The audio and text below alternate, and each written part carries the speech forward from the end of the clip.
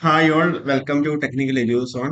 അപ്പോൾ നമ്മൾ ഇന്ന് വന്നിട്ടുള്ള നിങ്ങളുടെ കമ്പനിയിൽ കണ്ടപ്പോൾ എച്ച് പി സി എല്ലിന്റെ ലേറ്റസ്റ്റ് നോട്ടിഫിക്കേഷൻ ഡീറ്റെയിൽസ് പറയാൻ വേണ്ടിയിട്ടാണ്.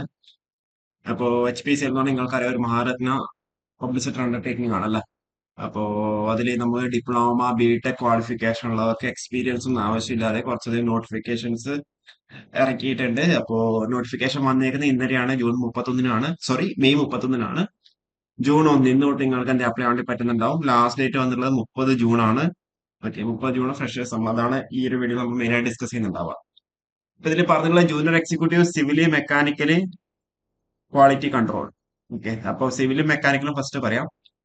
അപ്പോ സിവിലിന്റെ കേസിൽ 50 വേക്കൻസി, മെക്കാനിക്കൽ കേസിൽ 15 വേക്കൻസി ആണ് ഉള്ളത്. ജൂനിയർ എക്സിക്യൂട്ടീവ് എന്ന് പറഞ്ഞ പോസ്റ്റിലേക്ക് ഏജ് ലിമിറ്റ് വന്നിട്ടുള്ളത് 25 വയസ്സാണ്. അതുകൊണ്ട് തന്നെ സ്വാഭാവികമായിട്ടും കോമ്പറ്റീഷൻ അവിടെ കുറയുന്നുണ്ടാവും.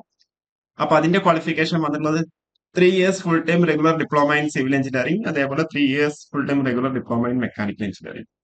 അതാണ് ജൂനിയർ എക്സിക്യൂട്ടീവ് എന്ന് പറയുന്ന പോസ്റ്റിലേക്കുള്ള qualification. Full time diploma, 3 years full time diploma. ഇനിയിപ്പോൾ അടുത്ത് ബിടെക് കാൻഡിഡേറ്റ്സിനെ സംബന്ധിച്ചിടത്തോളം മെക്കാനിക്കൽ എഞ്ചിനീയർ ഗോൾഡൻ ഓപ്പർച്യൂണിറ്റി. നിങ്ങൾ മെക്കാനിക്കലുകാർക്ക് ഇപ്പം ഭയങ്കര ഓപ്പർച്യൂണിറ്റീസ് കൂടിക്കൂടി വരുവാണ്. അതായത് ISRO വിളിച്ചിട്ടുണ്ട്, അതേപോലെ ഇപ്പം HPCL വിളിച്ചു. ISRO ഇതിന് മുന്നേയും ഏപ്രിലും വിളിച്ചിട്ടുണ്ടായിരുന്നു അല്ലേ. അപ്പോൾ ഇപ്പോൾ ഫ്രഷേഴ്സ് ആണെന്നുണ്ടെങ്കിൽ ഇപ്പം പാസ് ഔട്ട് ആയവർക്കാണെന്നുണ്ടെങ്കിൽ ഇതൊക്കെ അപ്ലൈ വേണ്ടി പറ്റുന്നതാണ്. അപ്പോൾ നിങ്ങൾ ഇതൊക്കെ എന്താ മാക്സിമം സ്റ്റുഡൻസിന്റെ സൈഡിലേക്ക് മെക്കാനിക്കൽ എഞ്ചിനീയേഴ്സിനും സിവിലിനും ഇലക്ട്രിക്കൽ എല്ലാവർക്കും എന്താ ഷെയർ ചെയ്യാം. മെക്കാനിക്കൽ എഞ്ചിനീയേഴ്സിന്റെ കേസിൽ പറയുകയാണെങ്കിൽ 50,000 തൊട്ട് 1,60,000 വരെയാണ് സ്കെയിൽ ഓഫ് പേ വന്നുള്ളത്. ജൂനിയർ എക്സിക്യൂട്ടീവ് 30,000 തൊട്ട് 1,20,000. കോസ്റ്റ് കമ്പനി നമ്മൾ പറയാം അവസാനം പറയാം. മെക്കാനിക്കൽ എഞ്ചിനീയറിംഗ് കേസിൽ full time B Tech regular engineering കോഴ്സിൽ mechanical engineering or allied branches, അത് ഇലക്ട്രിക്കലിന്റെ 35 വേക്കൻസി ആണുള്ളത്. ഇലക്ട്രിക്കൽ എഞ്ചിനീയറിംഗ് സിവിലുണ്ട് 16 വേക്കൻസി ആണുള്ളത്. Full time B Tech in civil engineering. എല്ലാത്തിനും ഏജ് ലിമിറ്റ് വന്നാൽ 25 വയസ്സാണ്. അപ്പോൾ അതുകൊണ്ട് തന്നെ അവിടെ കോമ്പറ്റീഷൻ കുറവാണ്.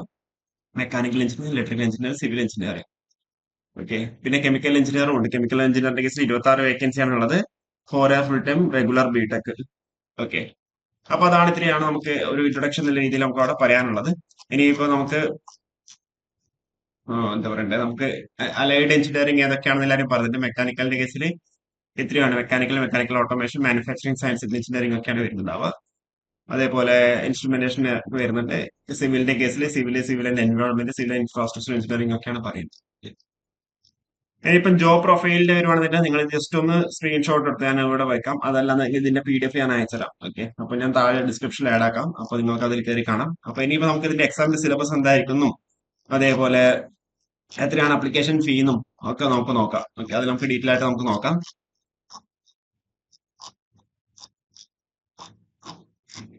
എപ്പോഴും കുറെ പോസ്റ്റ് ആണ് ഇല്ലാത്തതിന്റെ അവർ ജോബ് പ്രൊഫൈൽ അവർ ആഡ് ആക്കിയിട്ടുണ്ട്, അതുകൊണ്ടാണ് കേട്ടോ. ഓക്കെ, അപ്പൊ short listing and selection process എന്ന് പറഞ്ഞേക്കുന്നത് കമ്പ്യൂട്ടർ ബേസ്ഡ് ടെസ്റ്റ് ഉണ്ട്. അതിന്റെ കൂടെ ഗ്രൂപ്പ് ടാസ്ക് അല്ലെങ്കിൽ ഗ്രൂപ്പ് ഡിസ്കഷൻ, പിന്നെ എന്താ നമ്മളെ ഇന്റർവ്യൂ, പേഴ്സണൽ ഇന്റർവ്യൂ ആണ്. അപ്പോൾ കമ്പ്യൂട്ടർ ബേസ്ഡ് ടെസ്റ്റിനെ ബേസ് ചെയ്തിട്ടായിരിക്കും നമുക്ക് ഷോർട്ട് ലിസ്റ്റ് ചെയ്യുന്നുണ്ടാവുക. അപ്പോൾ കമ്പ്യൂട്ടർ ബേസ്ഡ് ടെസ്റ്റിന്റെ സിലബസ് എന്ന് പറയുന്നത് ജനറൽ ആപ്റ്റിറ്റ്യൂഡും ടെക്നിക്കൽ നോളജും ആണ്. ജനറൽ ആപ്റ്റിറ്റ്യൂഡിൽ English language, quantitative aptitude, intellectual protection test, അതായത് logical reasoning and data interpretation ആണ് വരുന്നുണ്ടാവും ജനറൽ ആപ്റ്റിറ്റ്യൂഡിന്റെ കേസിൽ. തന്നെയാണ് സയൻസിന്റെ കേസിലും സിലബസ് ആയിട്ട് വരുന്നുണ്ടാവും. സയൻസിന്റെ ഇംഗ്ലീഷ് ഇല്ലാന്ന് തോന്നുന്നു, ബാക്കിയൊക്കെ സെയിം. പിന്നെ ടെക്നിക്കൽ പ്രൊഫഷണൽ നോളജിന്റെ കേസിൽ നമ്മൾ എന്താ, ഏത് സിവിൽ ആണെങ്കിൽ സിവിൽ, ഇലക്ട്രിക്കൽ ആണെങ്കിൽ ഇലക്ട്രിക്കൽ, മെക്കാനിക്കൽ ആണെങ്കിൽ മെക്കാനിക്കലിന്റെ ബിടെക് ലെവൽ അല്ലെങ്കിൽ ഡിപ്ലോമ ലെവൽ അതായിരിക്കും. കാരണം വെച്ചാൽ ജൂനിയർ എക്സിക്യൂട്ടീവ് ഡിപ്ലോമ ലെവലും മെക്കാനിക്കൽ എഞ്ചിനീയർ പോസ്റ്റിന് എന്താ ബിടെക് ലെവലായിരിക്കും വരുന്നുണ്ടാവുക. അതാണ് സിലബസ് വരുന്നത്. ഓക്കെ, അത് നിങ്ങൾ സിലബസ് ഡീറ്റെയിൽ ആയിട്ട് പറഞ്ഞിട്ടില്ല എന്ന് മാത്രമേ ഉള്ളൂ. അപ്പൊ ഇനിയിപ്പോ നമ്മളെ സ്കെയിൽ ഓഫ് പേ വന്നിട്ടുള്ളത് ജൂനിയർ എക്സിക്യൂട്ടീവിന് 30 തൊട്ട് 1,20,000 ആയതുകൊണ്ട് 10,63,000, 10.63 ലാക്കാണ് കോസ്റ്റ് കമ്പനി വരുന്നുണ്ടാവുക. ഇനിയിപ്പം എഞ്ചിനീയേഴ്സിന്റെ പോസ്റ്റ് ആണെങ്കിൽ 50,000 തൊട്ട് 1,60,000 വരെയാണ് സ്കെയിൽ ഓഫ് പേ. അപ്പോൾ 17.72 ലാക്കാണ് CTC വരുന്നുണ്ടാവുക. നല്ലൊരു ഓപ്പർച്യൂണിറ്റി തന്നെയാണ് നിങ്ങളെ സംബന്ധിച്ചിടത്തോളം. അതേപോലെ നിങ്ങൾക്ക് അവിടെ ബോണ്ട് ഉണ്ട്, 3 വർഷമാണ് മിനിമം പീരീഡ് സർവേ ആണ് പറയുന്നത്. അല്ലാന്നുണ്ടെങ്കിൽ 3 ലക്ഷം രൂപയും SC ST PWD OBC EWS കാൻഡിഡേറ്റ്സിന് 50,000 രൂപയാണ് വരുന്നുണ്ടാവുക. ഓക്കെ, അതുപോലെ പ്ലേസ്മെന്റ് നിങ്ങൾക്ക് എവിടെ വേണമെങ്കിലും നിങ്ങളെ പോസ്റ്റ് ചെയ്യാൻ വേണ്ടി പറ്റും. അത് എങ്ങനെ വേണമെങ്കിലും പോസ്റ്റ് ചെയ്യാം, സെയിൽസിലോ അല്ലെങ്കിൽ ഏത് പോസ്റ്റിലേക്ക് വേണമെങ്കിലും നിങ്ങൾ എന്ത് ചെയ്യാം, അവിടെ പോസ്റ്റ് ചെയ്യാനുള്ള അധികാരം HPCL ഉണ്ട്. അതുപോലെ ഇത് ആ ഒരു സ്കെയിൽ ഓഫ് പേ അനുസരിച്ചിട്ടുള്ള കാറ്റഗറി വൈസ് ഡിസ്ട്രിബ്യൂഷൻ ആണ്, വേക്കൻസി ഡിസ്ട്രിബ്യൂഷൻ ആണ്. അത് ജസ്റ്റ് ഒന്ന് നോക്കി വെക്കുക. അല്ലാതെ ഓരോരോ പോസ്റ്റും അതിൽ ആഡ് ആക്കിയിട്ടില്ല. ഓക്കെ, ഇനിയിപ്പോൾ അടുത്ത ആപ്ലിക്കേഷൻ പ്രോസസിന്റെ കേസിൽ പറയുമ്പോൾ അപ്ലിക്കേഷൻ ഫീ എന്ന് പറയുന്നത് 1150 രൂപയും പിന്നെ പേയ്മെന്റ് ഗേറ്റ് വേ ചാർജസ് ആണ്. 1000 രൂപയാണ് അപ്ലിക്കേഷൻ ഫീ വരുന്നുണ്ടാവുക. അതിലൂടെ 18% GST 1180 പ്ലസ് പ്രോസസിംഗ് ഫീ. ഓക്കെ, അതാണ് അപ്ലിക്കേഷൻ ഫീ ആയിട്ട് വരുന്നുണ്ടാവുക. അപ്ലിക്കേഷൻ ഫീ നിങ്ങൾക്ക് 30-നുള്ളിൽ തന്നെ അപ്ലൈ ചെയ്യണം. ഓക്കെ, പേ ചെയ്യണം. അപ്പൊ ഇത്രയും കാര്യങ്ങൾ മാത്രമേ ഇമ്പോർട്ടന്റ് ആയിട്ട് ഞാൻ ഈ ഒരു നോട്ടിഫിക്കേഷന്റെ PDF കൂടെ അറ്റാച്ച് ചെയ്യാം.